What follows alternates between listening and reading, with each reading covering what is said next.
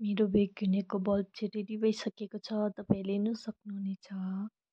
यो चाहिँ बेगुनियाको सिजन आइसकेको छ, त्यही कारणले गर्दाखेरि चाहिँ रेडी भयो। Hello guys, welcome to my mini vlog. आशा राख्दछु तपाईँहरू सबैजना सन्चै हुनुहुन्छ होला भनेर।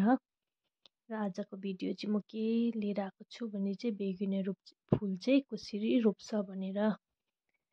र यो मैले बल्ब चाहिँ अस्ति नै क्यारेटमा हालिसकेको थिएँ नि त, किनभने चाहिँ यस्तो गर्नुले चाहिँ कम्ती मात्रामा बिग्रिने चान्सेस हुन्छ। बिग्रिने चाहिँ अब क्यारेटमै बिग्रिन्छ, अब राम्रो हेल्दी हुने चाहिँ आफै आइहाल्छ। त्यही कारणले गर्दाखेरि चाहिँ मैले पनि यसरी नै गरेको छु।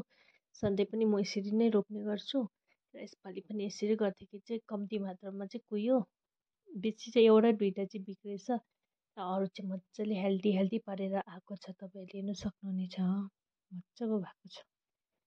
तपाईँहरूले नि घरमा यसरी ट्राई गर्नु सक्नुहुन्छ।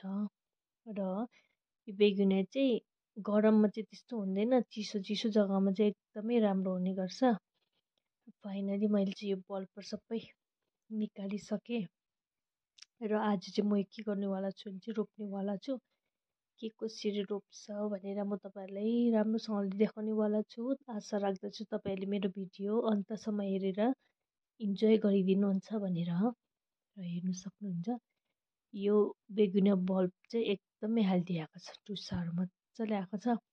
अब यो चाहिँ रोप्यो भने चाहिँ बिग्रिने चान्सेस चाहिँ हुँदैन। त्यही कारणले गर्दाखेरि चाहिँ अब चाहिँ यो चाहिँ तपाईँहरूले नि तपाईँ घरमा यसरी ट्राई गर्नु सक्नुहुनेछ। र हेर्नु सक्नुहुनेछ तपाईँहरूले नि हेल्दी आएको छ, मजाको भएको छ। अब यो बिग्रिने चान्सेस चाहिँ हुँदैन। त्यही कारणले गर्दाखेरि चाहिँ आज चाहिँ म यो रोप्नेवाला छु। र मैले पट चाहिँ यो अस्ति रेडी गरिसकेको थिएँ नि त, अन्त रेडी गरिसकेर आज चाहिँ म रोप्नेवाला छु। हेर्नु तपाईँले हेर्नु सक्नुहुन्छ मजाले आएको छ टुसा चाहिँ।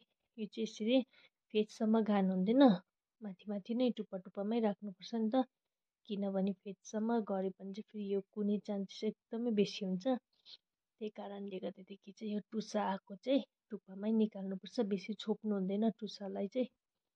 तपाईँहरूले नि यस्तो गर्नुहोस्, तपाईँहरूले नि घरमा यसरी गर्दाखेरि एकदमै राम्रो हुने गर्छ। र यसमा जति सक्दो चाहिँ पानी चाहिँ कम्ती नै हाल्नुपर्छ, किनभने चाहिँ यो पानी बेसी हाल्यो भने चाहिँ मर्ने चान्सेस हुन्छ नि त। त्यही कारणले फाइनली मेरो वर्क चाहिँ डन भइसकेको छ।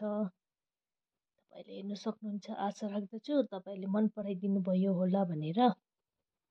र तपाईँहरूले पनि रोप्नु अब घरमा रेडी भइसकेको छ। तपाईँहरूले हेर्नु सक्नुहुन्छ आजको दिन